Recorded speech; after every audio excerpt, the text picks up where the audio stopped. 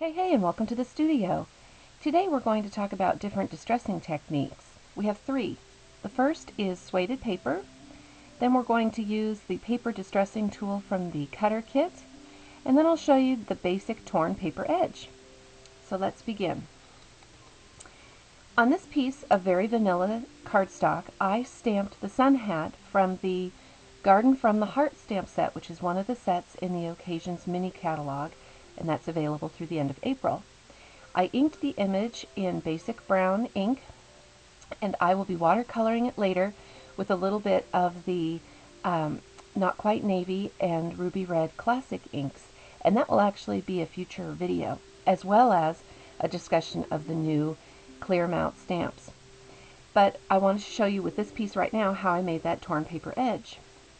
I'm a righty, and I always hold the cardstock that I want to keep in my left hand, and I use my left thumb as my guide. And then I tear away what I don't want with my right hand. And by peeling up and toward me, I am leaving behind a nice fibrous tear so you can see the fuzzy insides of the paper easier. And as I use my thumb as a guide, I keep myself from tearing into my stamped image. I'm going to flip the paper over and do it again, very same way. And I just use that left thumb to keep myself from tearing away that hat and just tear it off like that. And so there we have the torn paper edge. I'll set that aside. And the next thing I'll show you is using the distressing tool from the cutter kit. So I've taken a piece of creamy caramel cardstock here, and here is the distressing tool. And it just has little grooves, and in between each groove is a little blade. And what you do is you fit the cardstock between a couple of the grooves, and I draw the tool toward me, and the blade will rough up the cardstock for me. And I just go along the edge, just like this. And since I make a practice of drawing it toward me, sometimes there's a little bit at the farthest edge from me that I need to use the blade and pull away. But typically I'm pulling forward toward me. And there we go. And I'm just going to finish that last edge. So there you can see we've got a distressed edge, and it leaves a little dust on the workspace. So I'm just going to get rid of that. Okay. Now I'm going to just set these guys aside here. I would tape that down like that. And that has a nice rustic look to it, which is what I'm going for with this particular card, the outdoorsy feel. And then I have a piece of ruby red cardstock. Now if you see, this is almost a 4-inch long piece of cardstock. It's not going to be that when it's sueded. When you suede a piece of cardstock, it shrinks. And so if you're ever going to use the sueded paper technique for the entire base, like to make a banner at the bottom of a card or something, make yourself an extra long piece so that when you do suede it, you can cut off the excess, or just, it may actually just work out to be the right length. But I've caught myself a couple times because I forget that. Now here I am, I've taken my piece of ruby red cardstock and I've just started to ball it up and crumple it. And I unfurl it, and I find areas that haven't gotten crumpled yet, and I kind of concentrate on them. And I'll roll it in my hands, and I'll pinch it together. Now if I'm doing a lot of these, my hands get tired and they get kind of sore, and so my trick for doing a lot of the sueding of the paper is to use a towel. And so I just ball it up, fit it in the towel, and then I can work it around in there too, and I don't end up hurting my hands. And I sound like a baby when I say this, but it's when I do a lot of this, and it just helps so my hands don't get sore. Now some people like to get their cardstock wet before they suede it. I don't, because I'm not patient. I would like to craft with it now. I don't want to have to wait for it to dry. But anyway, as I'm doing this, I'm noticing that some of the edges are starting to separate. So I'm going to crumple it one more time and roll it in my hand a little bit. I'm rolling it like I would Play-Doh. There we go. That worked out well. And then once you see that the edges are really starting to separate, I just take my two thumbnails and peel them apart. I get in there and just kind of gently tease them apart.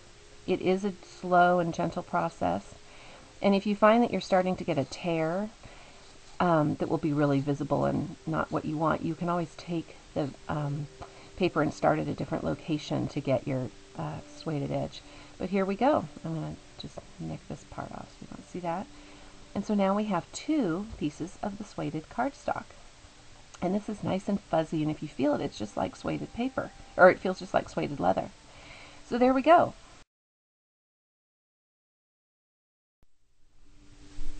What I'd like to do now is show you some of my past projects in which I've used distressing techniques.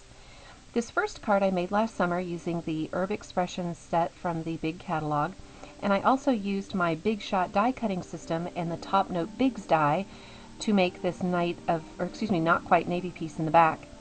And I didn't want to compete with the shape of this, nor did I want any more straight edges because I've got a lot of those. And so a simple torn paper edge here for the Very Vanilla and ruby red piece just, I think, ties it all together.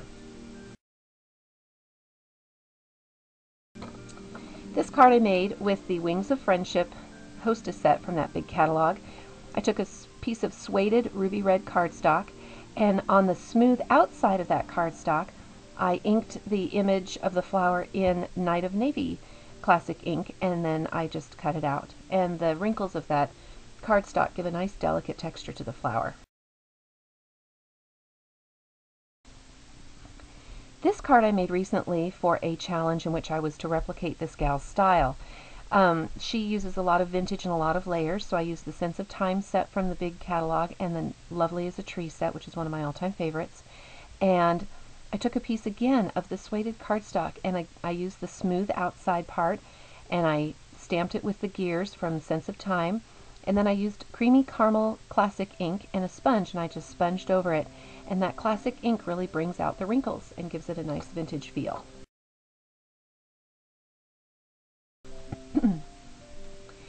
This next card I made for a challenge in which we were to be inspired by an advertisement. In this case, it was from a catalog like Harry and David, and it was for some nuts and fruits and chocolates all in a basket. And there were lots of patterns and lots of textures, and so I chose to use sueded paper as a way to convey that texture. So here's this fuzzy inside of a piece of creamy caramel, and the fuzzy inside of a piece of chocolate chip, and then here is the smooth outside of a piece of sueded creamy caramel, just to give a little bit different texture there.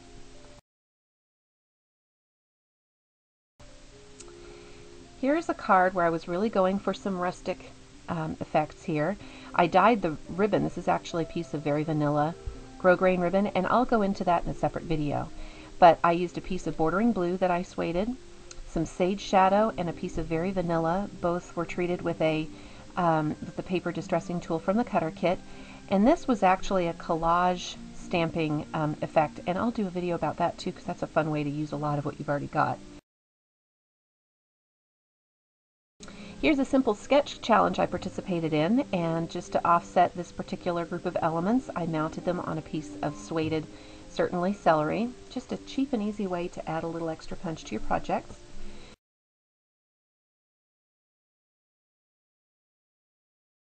And then finally, this is one of my favorite cards of all time. I made this card for a card making class that I donated as an auction item. And I can't take total credit for the layout of the card. I've posted this on my blog, and I give the gal credit there, so I'll have to rely on that. But I really like how the big piece of Barely Banana sueded cardstock in the background there adds some nice balance and texture to the smooth, straight lines of all these different elements. So, I just wanted to say thank you for indulging me in this. The teacher in me thrills at doing these videos and getting to teach to you, and I hope in some way they've been helpful. I look forward to future videos. We're going to talk about ribbon, we're going to talk about watercoloring, the new clear mount stamps, we'll talk about collaging, and if there's anything that you have wanted to see described or wanted to see demonstrated, or if there's a project that I've made in the past that you'd like me to take you through step by step, please don't hesitate to ask. It would be my sincere pleasure. So thanks again for your visit. I really appreciate it, and I hope you have a great day. Bye-bye.